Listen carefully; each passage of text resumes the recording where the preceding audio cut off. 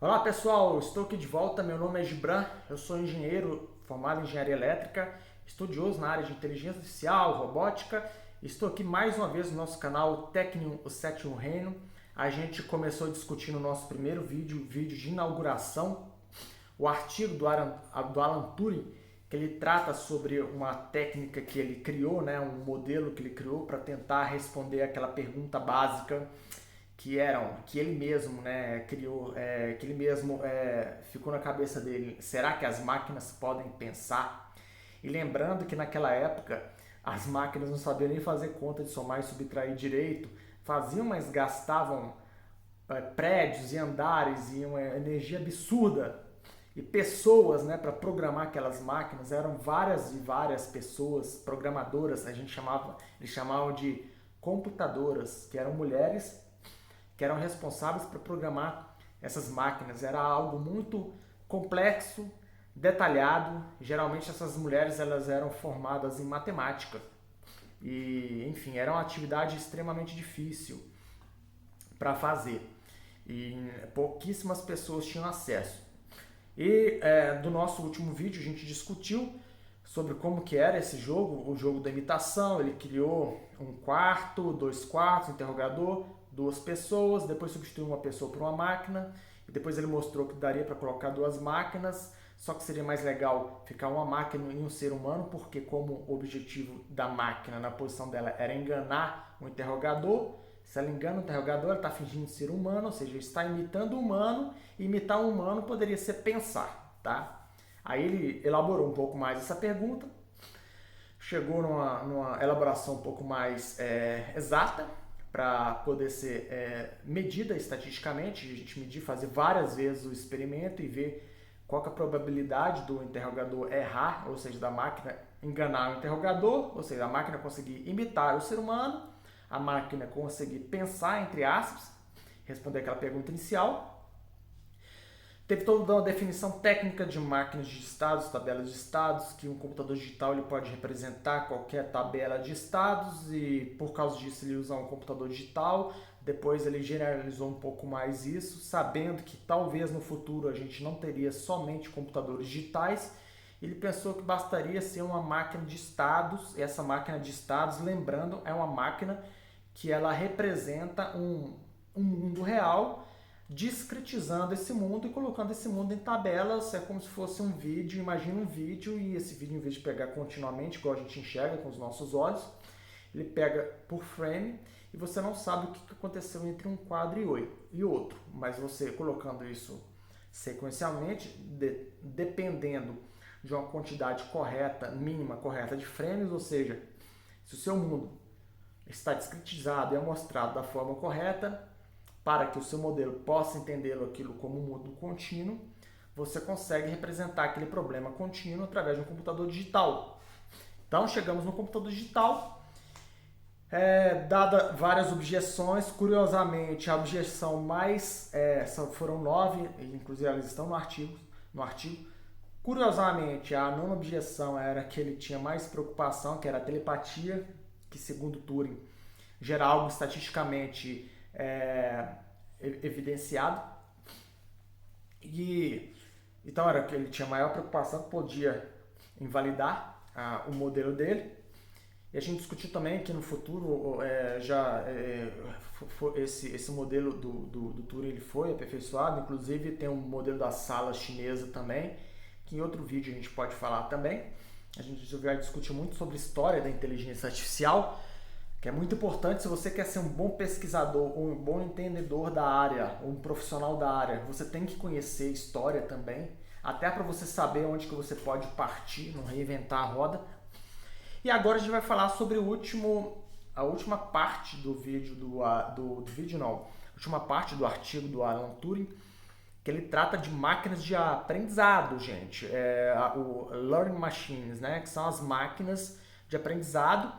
E lembrando que hoje a gente trabalha com a técnica que vocês vão ouvir falar aí, aprendizado de máquina ou machine learning. É uma sub-área da inteligência artificial que a gente trata para resolver problemas sem programar explicitamente a partir de dados, tá? e a gente usa para resolver vários problemas complexos aí. Mas vamos lá. Gente, olha que interessante essas máquinas de aprendizado de Turing.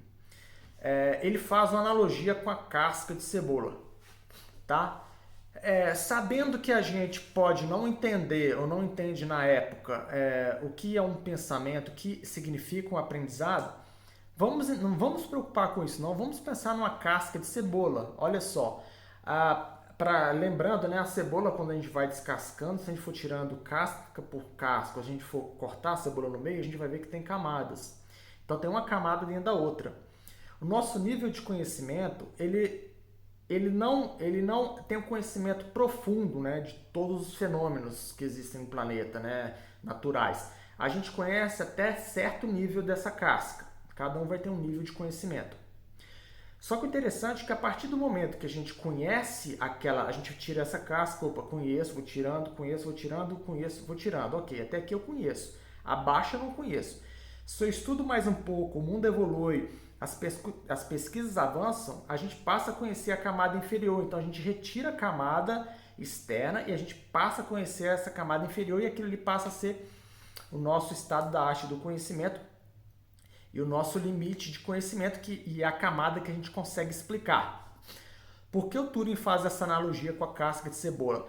É porque existia muita crítica, até ele mesmo, autocrítica, que, a gente não consegue entender o que é um aprendizado, como funciona o aprendizado, mas vamos trabalhar com o que a gente conhece hoje, vamos até na camada da cebola que a gente conhece hoje, ou seja, o que a gente já consegue explicar sobre o conhecimento.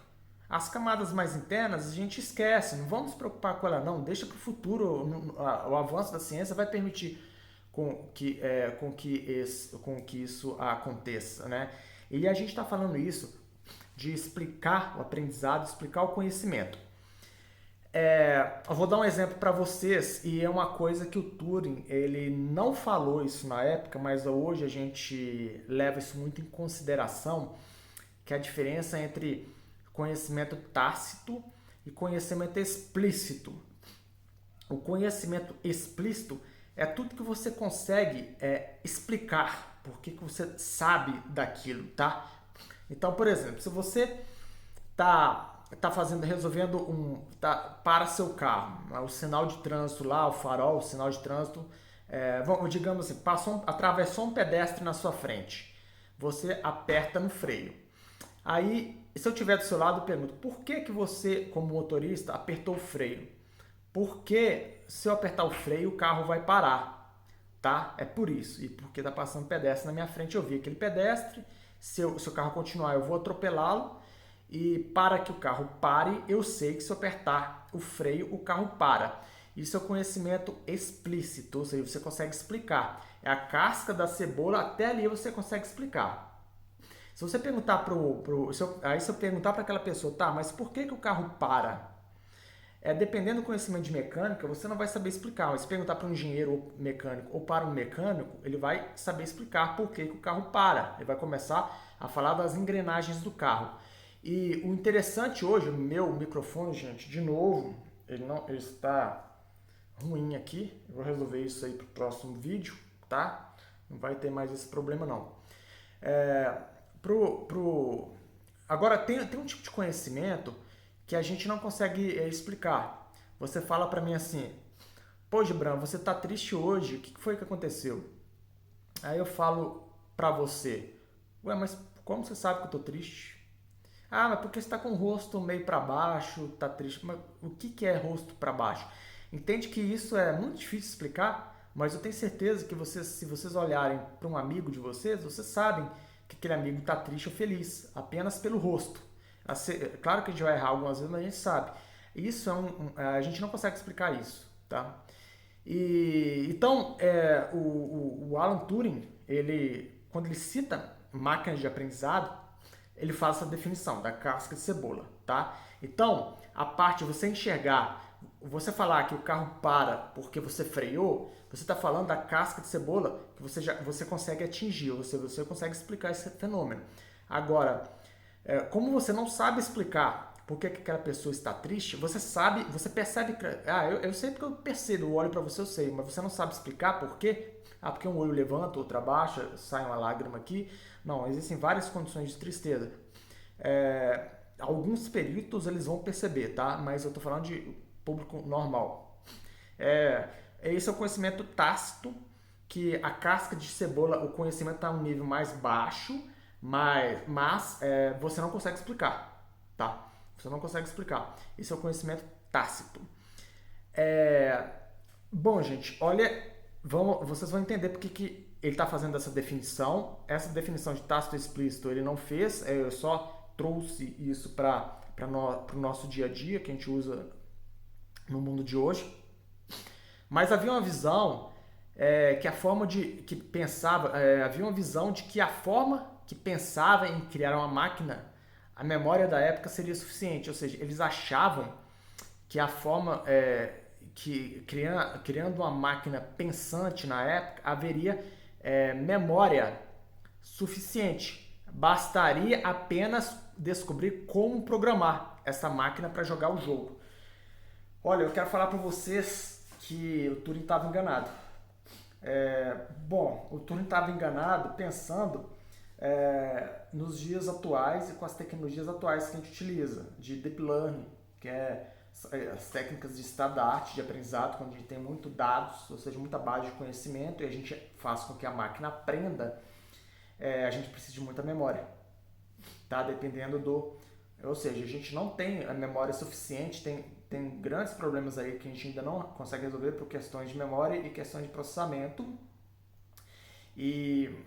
Enfim, algumas grandes empresas estão fazendo testes com máquinas maiores, mas atualmente isso ainda não é acessível. Então, o Turing, na verdade, talvez ele esteja, eu me enganei. Na verdade, o Turing ele não está enganado, tá? A forma que ele colocou, ele não colocou da melhor forma, mas ele deu um insight que eu tenho certeza, ele morreu muito novo, ele morreu com 60 e poucos anos. Eu tenho certeza que se o Turing vivesse mais uns 20 anos, a gente estaria muito mais avançado, porque isso aí viraria um insight para o que eu vou falar agora. Existem algumas técnicas atuais, modernas, que elas estão começando a ter avanços consideráveis, que eu vou falar mais para frente, de aprendizado por reforço, que a gente consegue utilizar uma base de dados menor e a gente consegue gerar dados com melhor qualidade, tá? E tudo isso a partir de simulações, a partir de interações entre o mundo real e o mundo simulado, e a partir de algumas técnicas que inclusive ele fala aqui, técnicas de aprendizado que inclusive ele vai falar aqui, só que isso está avançando muito agora e ainda existem muitos problemas para serem resolvidos, mas cada ano artigos e artigos estão sendo publicados nessa área, está crescendo, o número de artigos está crescendo exponencialmente desde 2014, então é uma área que vale muito a pena quem está começando a estudar também entender, começar a ver do que se trata, aprendizado por reforço. Para vocês terem ideia, aprendizado por reforço, ele utiliza Deep Learning dentro, os aprendizados por reforço, a técnica de aprendizado por reforço atuais, mais avançadas, elas utilizam redes neurais profundas. São algumas coisas que a gente vai falar mais para frente em outros vídeos, não precisem se preocupar com isso agora. Eu só estou fazendo uma contextualização do que o Turing falava. E o insight que ele falou olha essa frase, olha, que ele citou, bastaria apenas descobrir como programar a máquina para poder jogar o jogo. Que é o que a gente está tentando fazer agora, tá?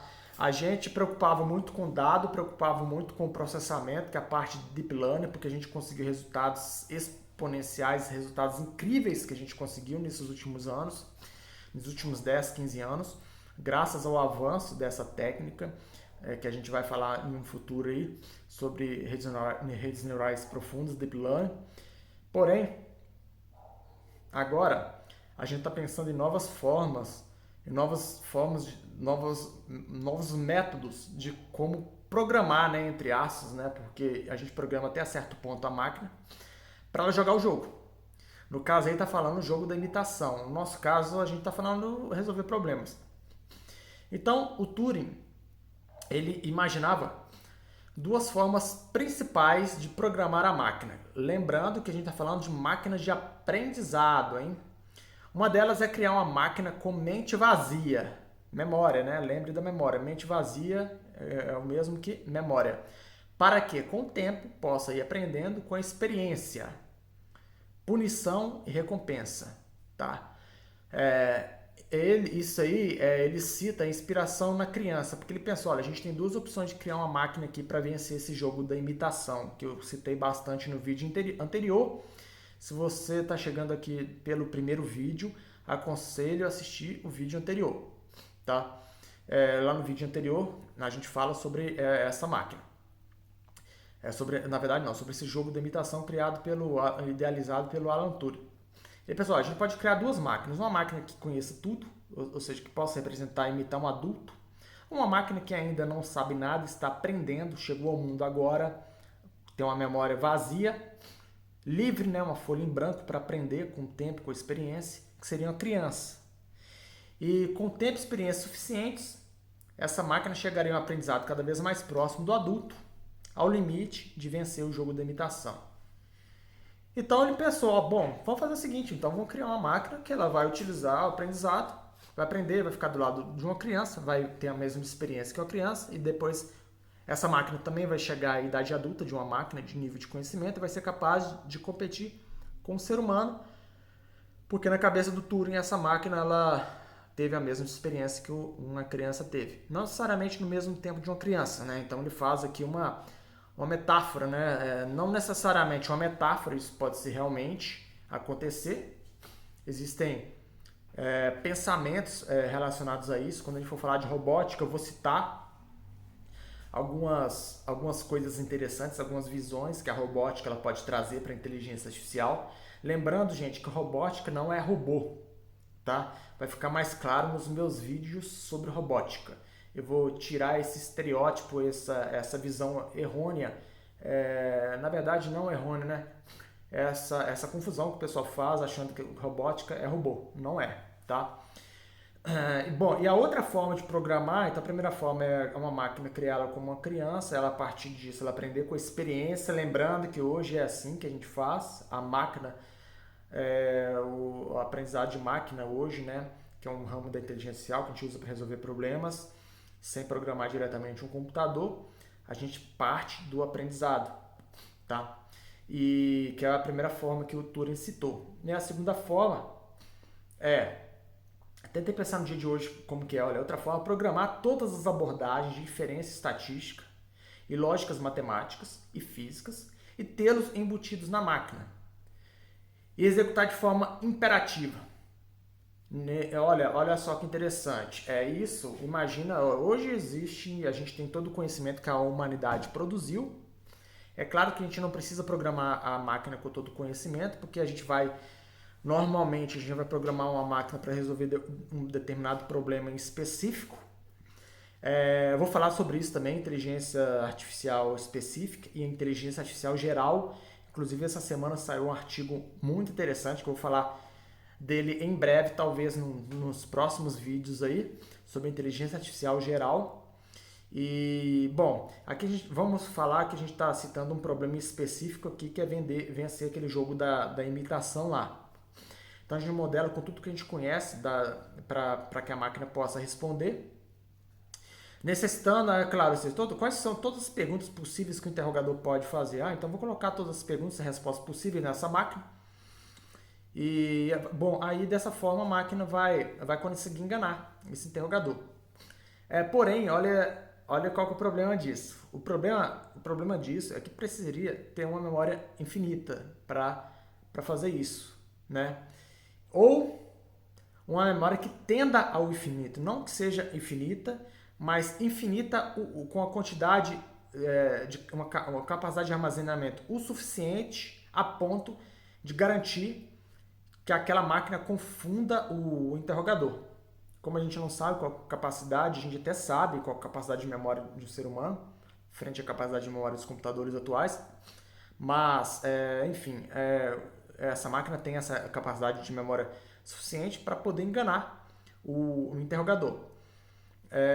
e aproximar das condições de ganho do jogo.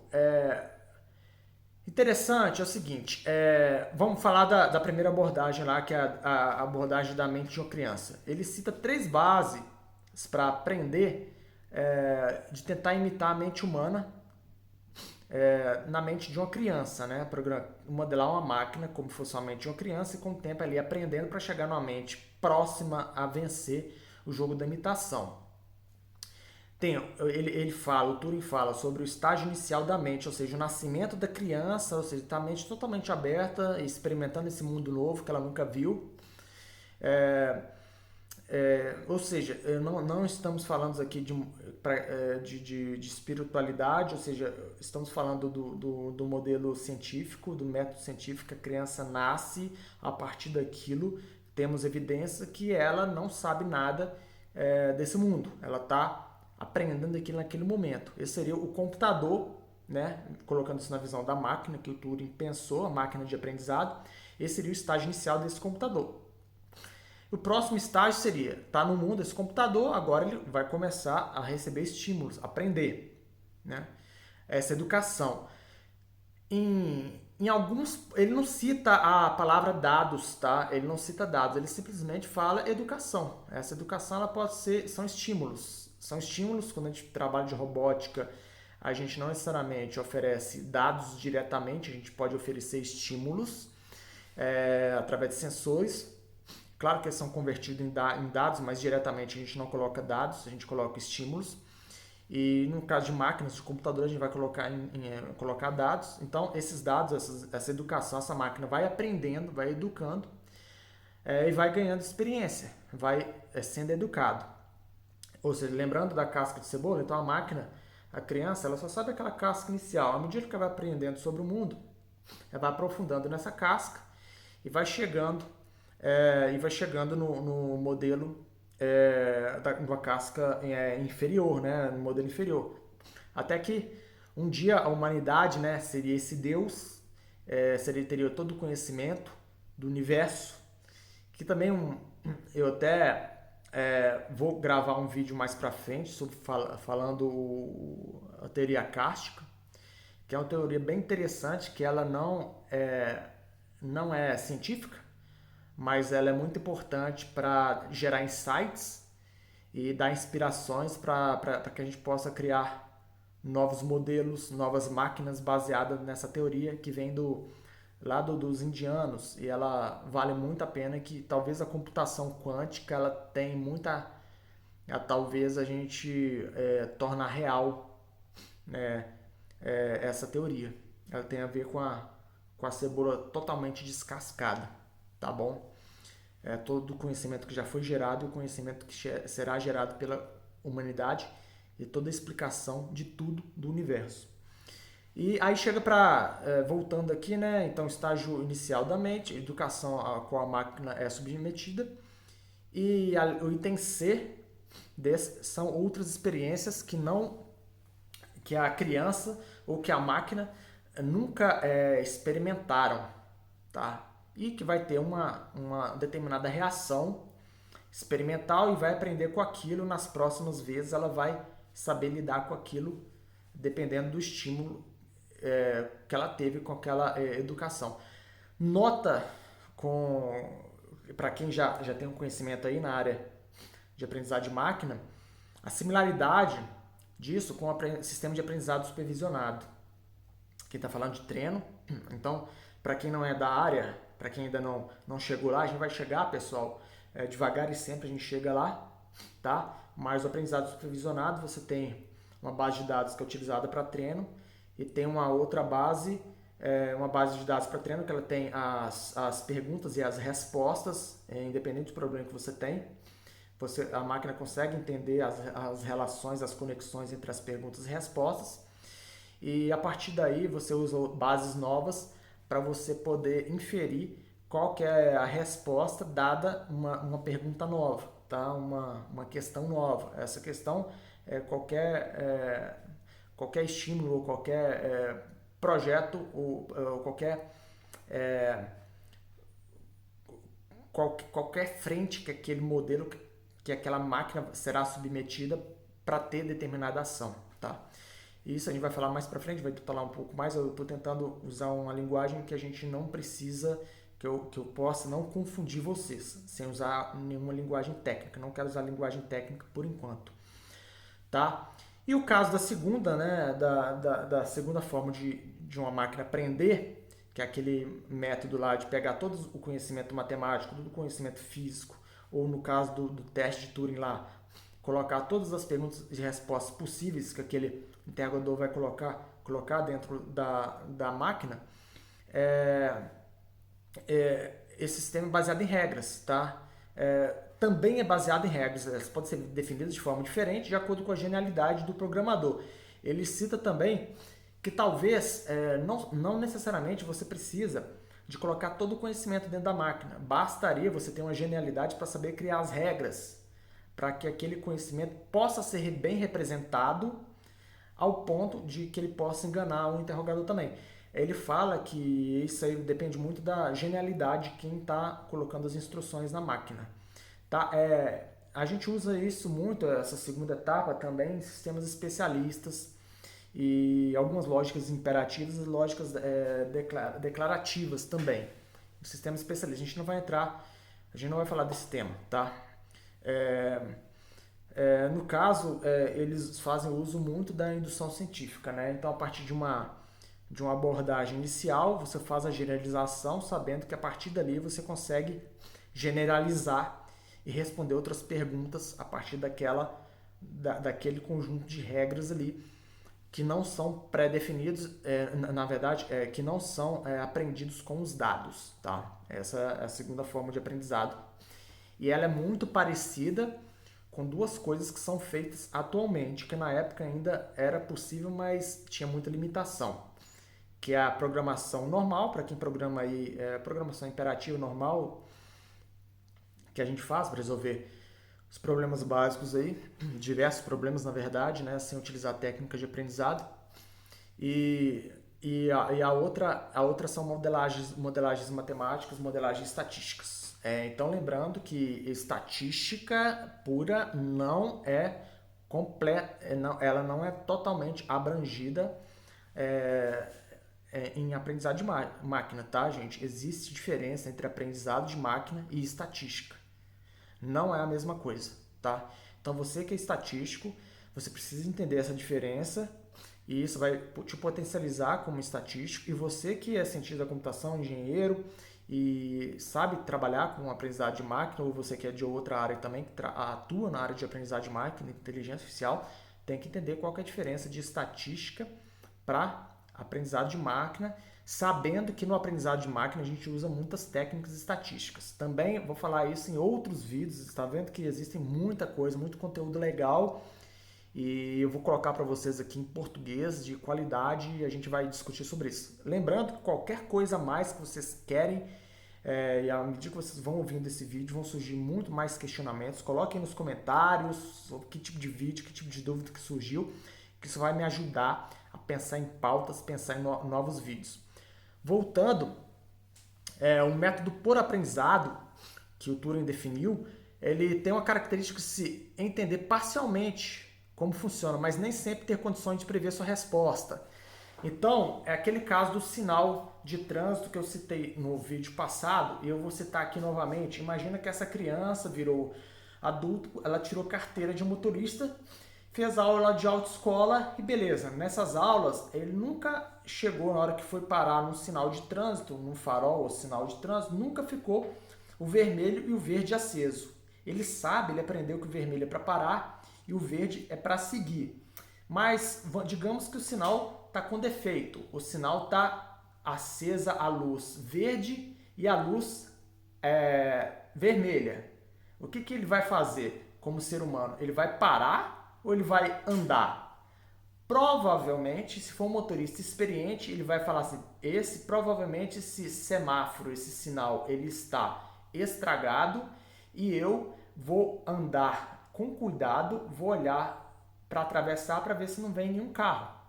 Só dependendo, se ele tiver pouca experiência, ele vai ficar nervoso, não vai saber o que fazer e pode até ocasionar um acidente, dando uma freada brusca e o carro de trás socando na traseira. ok? Então, isso é um caso não esperado. E por que aquela pessoa vai tomar a decisão, você não consegue prever qual que é a decisão que ela vai tomar. Da mesma forma, você não vai conseguir prever nesse método de aprendizado com a máquina, porque você não vai conseguir colocar todas as combinações possíveis de dados e de experiências nessa máquina. Você vai colocar todas as suficientes para que ela tenha um bom desempenho. Então, um ponto muito importante, soluções de aprendizado de máquina, soluções de inteligência artificial, elas são probabilísticas, elas não são exatas. A gente nunca vai garantir que aquela solução vai ter 100% de acurácia de resultado. Ela pode ter 99,999, isso se for um caso muito, mas muito específico, uma condição muito ideal. E existem alguns outros problemas que a gente vai citar mais para frente.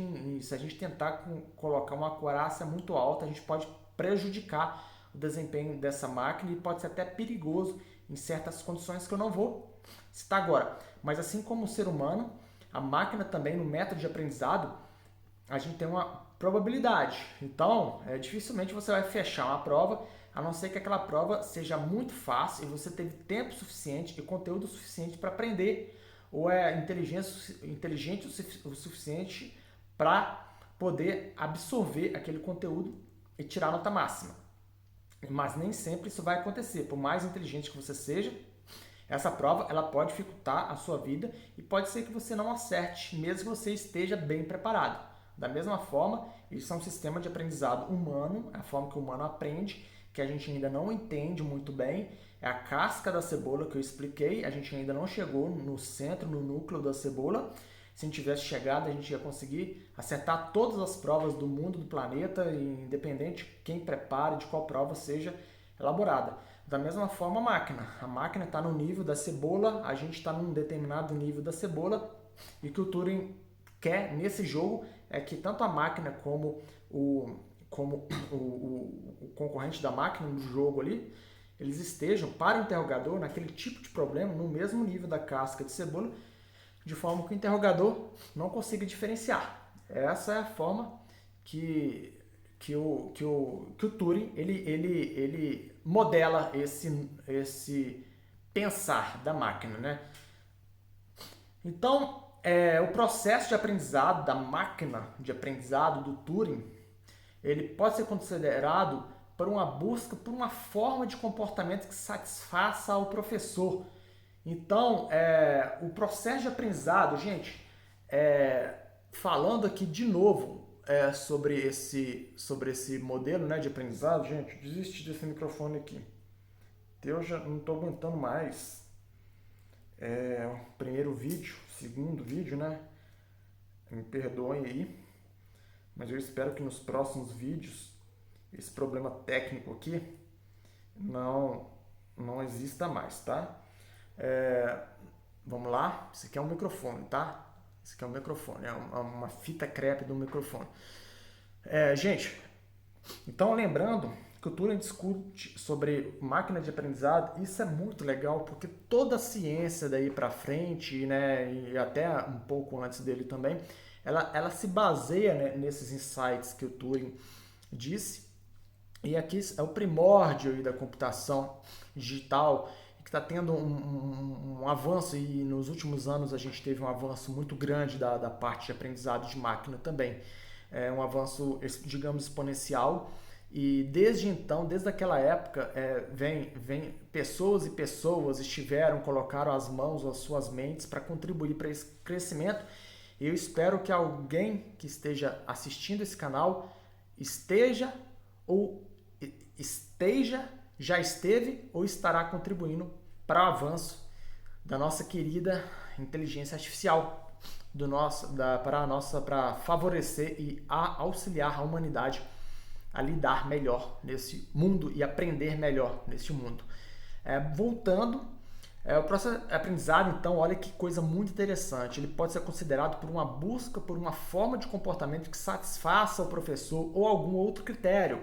Ou seja, o processo de aprendizado ele não precisa ser perfeito. Lembrando, para você passar numa universidade, você precisa satisfazer ao vestibular, não é isso? ou ao Enem, ou enfim, a prova que é colocada, né? O pessoal da computação que vai fazer mestrado na área, pós-comp, a prova da ciência da computação, que neste momento que eu estou falando aqui, ela é obrigatória em algumas universidades. Eu não sei se é no Brasil inteiro ou em algumas universidades, ou seja, você tem que satisfazer isso.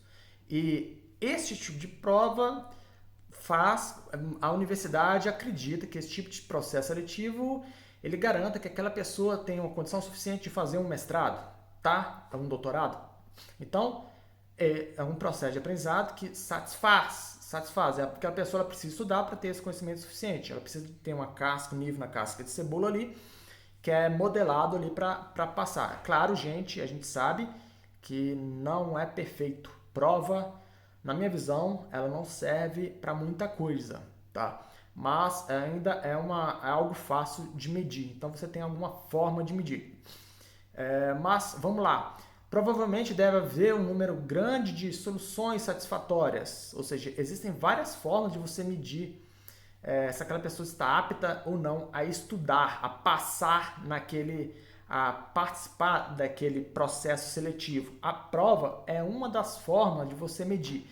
Não necessariamente a melhor forma, e eu tenho certeza que há outros números grandes de soluções para resolver este problema. E o processo aleatório, que é o processo de aprendizado, que é o processo de treino dessas máquinas, ela pode chegar a um resultado melhor do que o sistemático. Lembrando que quem é da área de humanas, direitos sociais aplicadas, pessoal da psicologia, psiquiatria, que mais? Enfim, sociologia.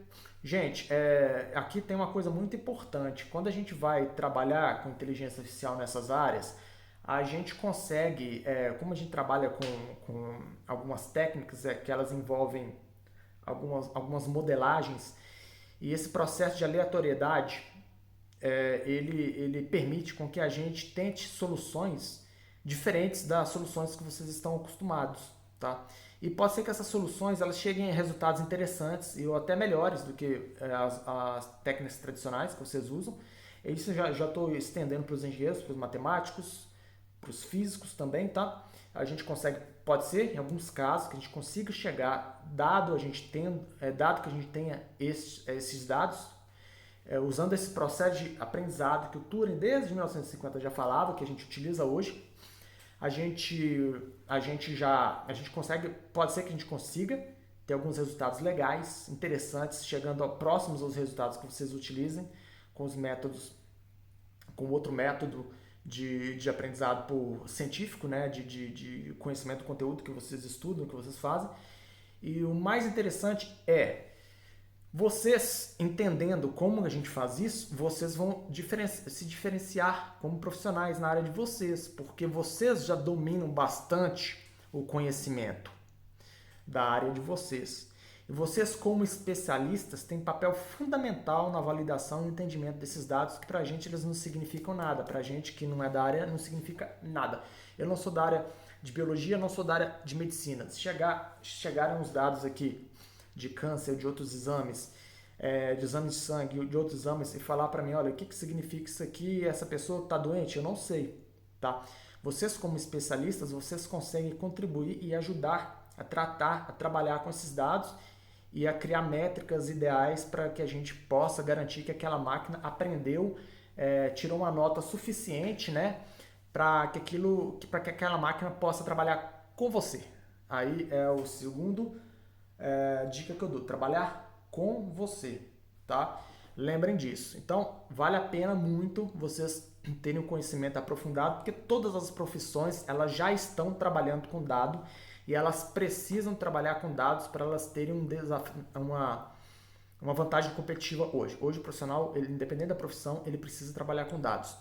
Se você não sabe como, comente aí a sua profissão, que eu vou fazer vídeos falando como que cada profissão pode trabalhar com dados e pode potencializar vocês como profissional, como também diferencial competitivo para lidar com outros profissionais, outras pessoas que ainda não enxergaram isso, tá?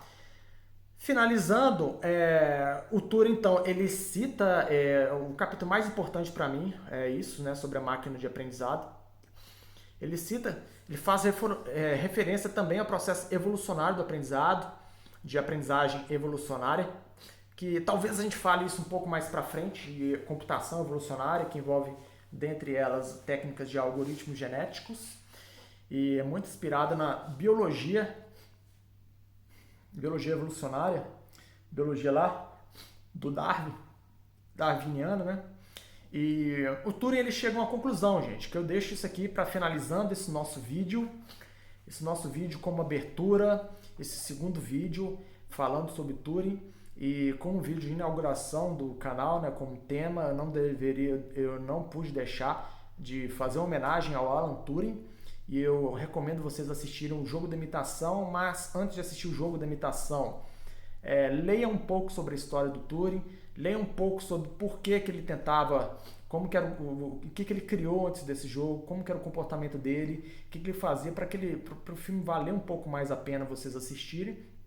E eu espero que isso inspire vocês também, enquanto estudiosos da área, que é uma área que exige não só que a gente treine muito a máquina, mas que a gente treine muito a nossa mente, que a gente estude demais, porque a quantidade de artigos que são publicados por ano, estou falando de 2019, foram mais de 30 mil artigos, ou seja, você não consegue ler todos, você não consegue nem ler o título, você não consegue nem saber o que está acontecendo se você não acompanhar, se você não estudar o mínimo necessário.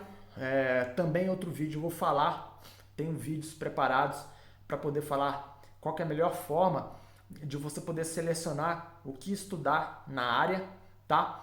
E agora, para finalizar, eu vou ler algumas coisas aqui, que eu vou ler um trecho aqui que o Turing disse, porque ele espera que as máquinas ela consiga competir com os humanos em todos os campos puramente intelectuais. Isso para ele já é esperado, campos intelectuais, tá?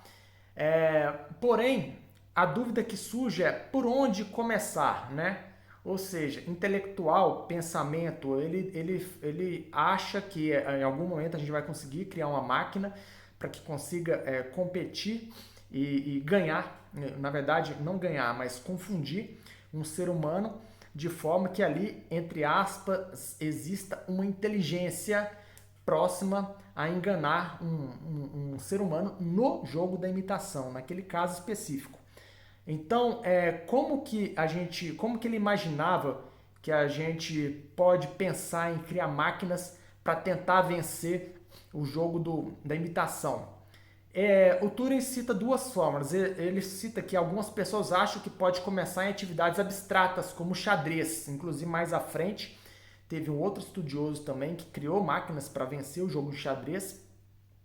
Xadrez é um jogo perfeitamente possível de ser baseado em regras, porque é um jogo baseado em regras, e ainda é possível usar, com a memória que a gente tem atualmente, é possível criar competidores, máquinas, né, competidores no xadrez que não utilizam inteligência artificial. Hoje já se utiliza inteligência artificial para criar jogos de xadrez, inclusive lá o Deep Blue, na época lá acho que é 96, que ganhou do Kasparov, e ele falou, o Kasparov, engraçado, o Kasparov falou que uma das coisas mais bizarras que talvez foi que me fez perder contra a máquina é porque eu não posso olhar no olho dela, porque ele tinha uma habilidade de intimidar o adversário. Ele conseguia colocar medo no adversário, ele não conseguia colocar medo na máquina, porque a máquina ela foi criada para resolver problemas puramente intelectuais, não emocionais e algum outro tipo de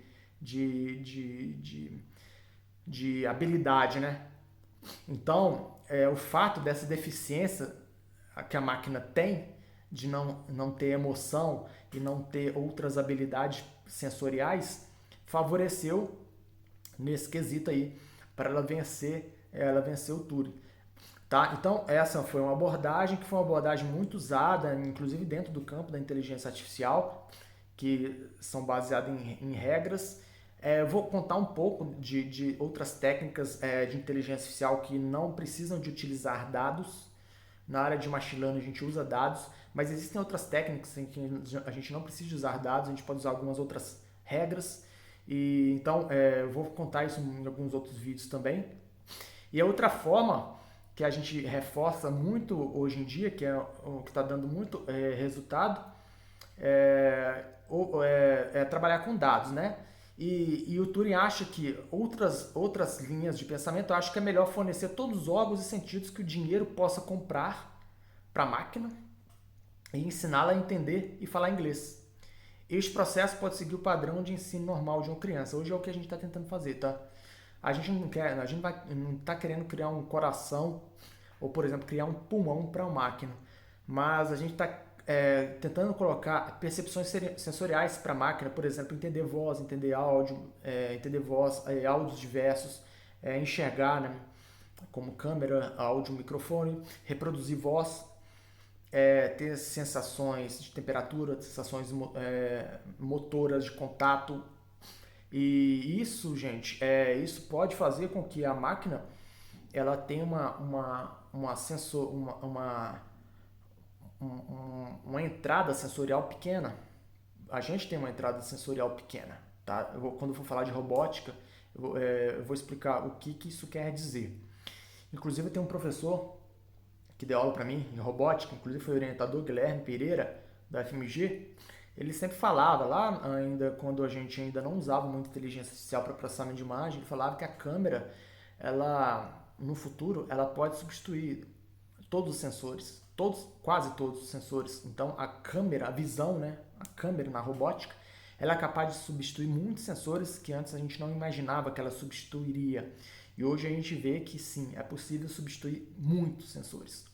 E a inteligência artificial contribuiu muito com isso. Então a segunda abordagem é uma abordagem que a gente está usando muito hoje em dia. Mas na época o Turing ele não sabia qual que era a resposta certa. Ele achava que ambas as abordagens devem ser tentadas. E elas são tentadas atualmente. Ora, uma avança mais do que outra, mas sempre há corridas, há linhas de pensamento sobre isso. E finalizando o vídeo, o Turing ele tem algo muito importante, a frase mais importante que ele cita no seu artigo de 30 páginas é a que a gente deve levar para a vida, para a nossa pesquisa, para a nossa vida profissional. Ele fala: nós podemos somente enxergar a uma curta distância à frente, mas já sabemos plenamente o que precisa ser feito. Ou seja, nós não conseguimos enxergar até o núcleo da cebola. A gente ainda está na casca, numa das cascas superiores. Mas a gente consegue enxergar a próxima camada que a gente ainda não consegue explicar. E com isso, a gente já sabe plenamente o que precisa ser feito. Então vamos fazer o que é possível ser feito. O importante é não parar, o importante é devagar e sempre. Este é o lema do nosso canal. Gente, espero que tenha sido útil para vocês essa estreia do nosso canal com esses 2 vídeos falando desse grande gênio, Alan Turing. Eu creio que foi uma pena ele ter morrido com 60 e poucos anos de idade. Se ele tivesse vivido por mais uns 20 anos, a gente estaria com certeza muito mais evoluído. Mas o importante de levar esse ensinamento dele e trazer, quem sabe a gente não possa representá-lo para as próximas gerações, né? Queria agradecer todos vocês, compartilhem esse vídeo, se gostaram, coloquem um like. Em breve vou colocar mais informações, mais vídeos para vocês, tá? Comentem, façam sua inscrição. Muito obrigado e até mais, gente.